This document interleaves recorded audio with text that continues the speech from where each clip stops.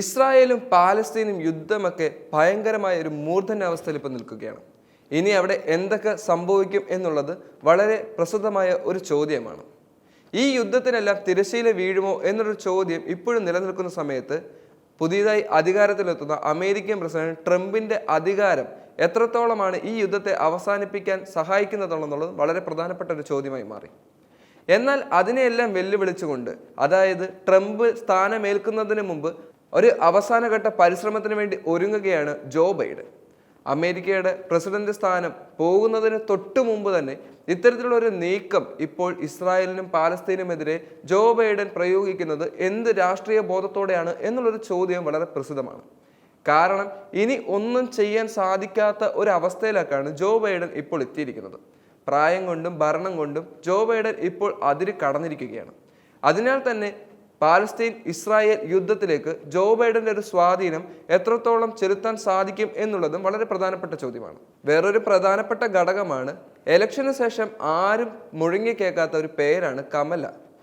President സ്ഥാനത്തേക്ക് എത്തുമെന്ന് വളരെ നിരവധി ആളുകൾ പ്രതീക്ഷിച്ചുവെങ്കിലും ഇലക്ഷന് ശേഷം ഇതുവരെയും കമല ഹാരിസിന്റെ പേര് വേറെ എവിടെയും കേട്ടിട്ടില്ല. കമല ഹാരിസോ ജോ ബൈഡനോ ആരെങ്കിലും ഈ ഒരു യുദ്ധത്തിന് അവസാനം കൊണ്ടുവരാൻ ശ്രമിക്കുമെന്ന് നമ്മൾ പ്രതീക്ഷിച്ചിരുന്നു. എന്നാൽ അതൊന്നും വലിയ കാര്യത്തിൽ നടന്നുമില്ല. എന്താണെങ്കിലും അവസാനഘട്ട നിമിഷത്തിൽ ജോ ബൈഡൻ ഗാസയിലെ വെടിനിർത്തലിന് വേണ്ടി ഇപ്പോൾ പരിശ്രമിച്ചുകൊണ്ടിരിക്കുകയാണ്. ഗാസ വെടിനിർത്തൽ യാഥാർത്ഥ്യമാക്കാൻ ജോ ബൈഡൻ ഭരണകൂടം അവസാനവട്ട മധ്യസ്ഥ ശ്രമം ശക്തമാക്കുകയാണ്.